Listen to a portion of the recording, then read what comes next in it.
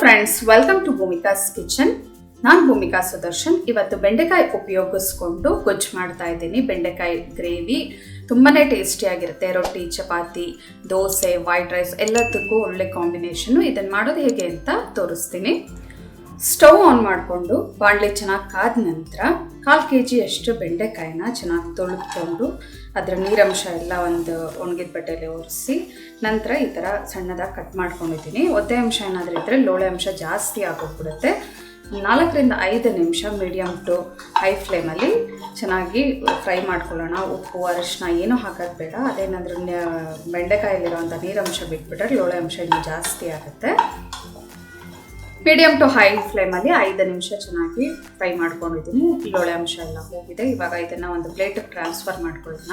ಕೆಲವೊಂದು ಐಟಮ್ನ ಇವಾಗ ರುಬ್ಕೋಬೇಕು, ಅದೇನು ಅಂತ ತೋರಿಸ್ತೀನಿ. ನೀವು ಬೆಂಡೆಕಾಯಿನ ಬೇಕಾದರೆ ಕಟ್ ಮಾಡಿ ಒಂದು ಅರ್ಧ ಗಂಟೆ 1 ಗಂಟೆ ಮುಂಚೆನೇ ಕಟ್ ಮಾಡಿಟ್ಬಿಟ್ರೆ ಅದ್ರ ಲೋಳೆ ಅಂಶ ಇನ್ನೂ ಬೇಗ ಕಮ್ಮಿ ಆಗಿರುತ್ತೆ. ಇವಾಗ ರುಬ್ಬೋದೇನು ಅಂತ ತೋರಿಸ್ತೀನಿ. ಮಿಕ್ಸರ್ ಜಾರ್ ಒಳಗಡೆ ರುಬ್ಕೊಳ್ಳೋದಕ್ಕೆ 1/2 ಇಂಚ್ ಶುಂಠಿ, ಅರ್ಧ ಇಂಚು ಚಕ್ಕೆ, ಲವಂಗ 2 ರಿಂದ 3. ಚಕ್ಕೆ ಲವಂಗದ ಬದಲು ನೀವು ಗರಂ ಮಸಾಲ ಬೇಕಾದರೂ ಹಾಕೋಬೋದು. 1 ಟೀ ಸ್ಪೂನ್ ಹುರ್ಗಡ್ಲೆ ಜಾಗದಲ್ಲಿ 1 ಟೀ ಸ್ಪೂನ್ ಅಕ್ಕಿ ಕೂಡ ಹಾಕೋಬೋದು.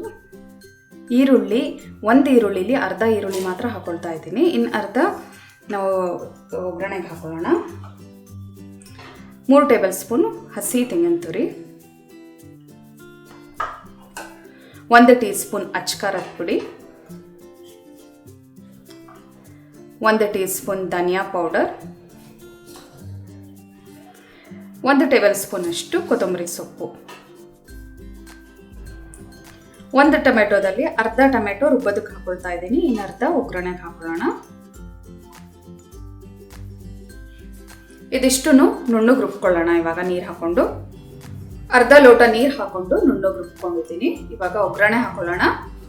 ಸ್ಟವ್ ಆನ್ ಮಾಡಿಕೊಂಡು ಬಾಣಲಿ ಒಳಗಡೆ 2 ಟೇಬಲ್ ಸ್ಪೂನ್ ಎಣ್ಣೆ ಹಾಕೊಂಡಿದ್ದೀನಿ. ಎಣ್ಣೆ ಚೆನ್ನಾಗಿ ಕಾದ ನಂತರ ಸಾಸಿವೆ ಅರ್ಧ ಟೀ ಸ್ಪೂನ್, ಕಡಲೆಬೇಳೆ 1 ಟೀ ಸ್ಪೂನ್. ಸಾಸಿವೆ ಸಿಡಿಲಿ ಚೆನ್ನಾಗಿ.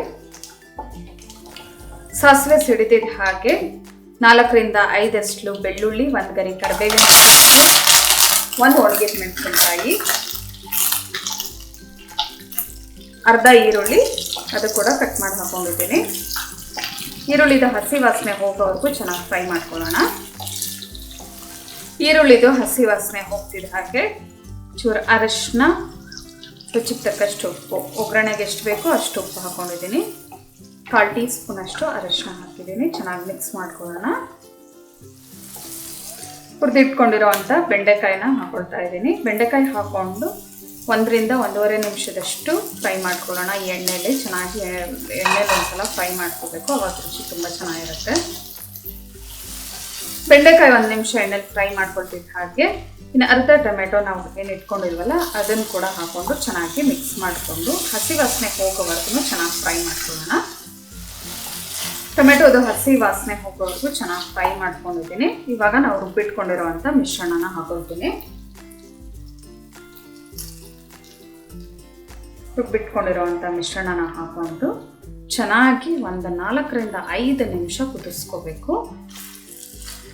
ಈ ಎಲ್ಲ ಹಸಿ ಶುಂಠಿ, ಈರುಳ್ಳಿ, ಟೊಮೆಟೊ ಎಲ್ಲ ಹಸಿದೇ ಹಾಕಿರೋದ್ರಿಂದ ಅದ್ರ ಹಸಿ ವಾಸನೆ ಹೋಗೋವರೆಗೂ ಚೆನ್ನಾಗಿ ಕುದಿಸೋಣ. ನಾವು ಸ್ವಲ್ಪ ಆ ಬೌಲ್ಗೆ ನೀರು ಹಾಕ್ಕೊಂಡು ಉಳಿದ ಮಿಶ್ರಣ ಕೂಡ ಹಾಕೊಳ್ತೀನಿ.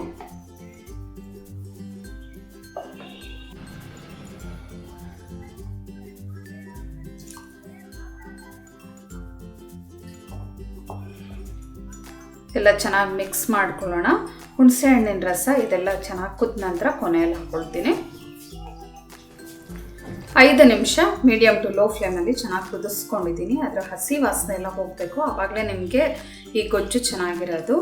ರುಚಿಗೆ ತಕ್ಕಷ್ಟು ಉಪ್ಪು, ಮೊದಲೇ ಉಪ್ಪು ಹಾಕಿರೋದ್ರಿಂದ ನೋಡ್ಬಿಟ್ಟು ಹಾಕೊಳ್ಳಿ. ನಾನಿಲ್ಲಿ ಜಾಮ್ ಟೊಮೆಟೊ ಉಪಯೋಗಿಸ್ತಾ ಇರೋದ್ರಿಂದ 1 ಟೀ ಸ್ಪೂನ್ ಅಷ್ಟು ಗಟ್ಟಿ ಹುಣಸೆಹಣ್ಣಿನ ಪೇಸ್ಟ್ ಹಾಕ್ಕೊಳ್ತಾ ಇದ್ದೀನಿ. ಜೊತೆಗೆ ಇವಾಗ ನಿಮಗೆ ಗ್ರೇವಿ ಕನ್ಸಿಸ್ಟೆನ್ಸಿ ಎಷ್ಟಿರಬೇಕು ಅಷ್ಟು ನೀರು ಹಾಕ್ಕೊಳ್ಳಿ. ಒಟ್ಟು ನಾನೆಲ್ಲ ಸೇರಿ ಒಂದು 200 ml ಅಷ್ಟು ನೀರು ಹಾಕ್ಕೊಂಡಿದ್ದೀನಿ. ಕನ್ಸಿಸ್ಟೆನ್ಸಿ ನಿಮಗೆ ಯಾವುದಕ್ಕೆ ಅನ್ನಕ್ಕಾದರೆ ಸ್ವಲ್ಪ ತೆಳುವಾಗಿ ಮಾಡ್ಕೊಳ್ಳಿ, ಚಪಾತಿ, ದೋಸೆ, ರೊಟ್ಟಿ ಇಂಥದಕ್ಕಾದರೆ ಸ್ವಲ್ಪ ಗಟ್ಟಿಗೆ ಮಾಡ್ಕೊಳ್ಳಿ. ಇವಾಗ ಇನ್ನೊಂದು ಸಲ ಕುದಿಸ್ಕೊಂಡ್ರೋಣ. ರೆಡಿ ಆಯಿತು ಬೆಂಡೆಕಾಯಿ ಗೊಜ್ಜು. 2 ನಿಮಿಷ ಕುದಿಸ್ಕೊಂಡಿದ್ದೀನಿ ಚೆನ್ನಾಗಿ.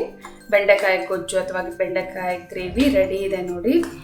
ಅಕ್ಕಿ ರೊಟ್ಟಿ ಜೊತೆ ಅಂತೂ ಒಳ್ಳೆ ಕಾಂಬಿನೇಷನ್ನು. ಅಕ್ಕಿ ರೊಟ್ಟಿ, ಚಪಾತಿ, ದೋಸೆ, ವೈಟ್ ರೈಸ್ಗೆ ತುಪ್ಪ ಹಾಕ್ಕೊಂಡು ಈ ಗೊಜ್ಜು ಹಾಕೊಂಡು ತಿಂದ್ರಂತೂ ತುಂಬಾ ಚೆನ್ನಾಗಿರುತ್ತೆ. ಸ್ವೀಟ್ ಇಷ್ಟಪಡೋರು ಬೇಕಿದ್ರೆ ಇದಕ್ಕೊಂಚೂರು ಬೆಲ್ಲ ಅಥವಾ ಸಕ್ಕರೆ ಒಂದು ಅರ್ಧ ಟೀ ಸ್ಪೂನಷ್ಟು ಹಾಕೋಬಹುದು. ಸರ್ವ್ ಮಾಡೋದಕ್ಕೆ ಬೆಂಡೆಕಾಯಿ ಗೊಜ್ಜು ರೆಡಿ ಇದೆ ನೋಡಿ. ಈ ವಿಡಿಯೋ ನಿಮ್ಗೆ ಇಷ್ಟ ಆದರೆ ಲೈಕ್ ಮಾಡಿ, ಶೇರ್ ಮಾಡಿ. ಚಾನಲ್ಗಿನ್ನೂ ಸಬ್ಸ್ಕ್ರೈಬ್ ಆಗಿಲ್ಲ ಅಂದರೆ ಆದಷ್ಟು ಬೇಗ ಸಬ್ಸ್ಕ್ರೈಬ್ ಆಗಿ. Thanks for watching. Hello friends, ನನ್ನ ವಿಡಿಯೋ ಇಷ್ಟ ಆಗಿದ್ರೆ ಲೈಕ್ ಮಾಡಿ, ಹಾಗೆ ನನ್ನ ಚಾನಲ್ಗೆ ಸಬ್ಸ್ಕ್ರೈಬ್ ಆಗಿ. ಪಕ್ಕದಲ್ಲೇ ಇರೋ ಬೆಲ್ ಐಕಾನ್ ಪ್ರೆಸ್ ಮಾಡೋದ್ರಿಂದ ನಾನು ಹಾಕೋ ಪ್ರತಿಯೊಂದು ವಿಡಿಯೋ ನೋಟಿಫಿಕೇಶನ್ ನಿಮಗೆ ಬರುತ್ತೆ.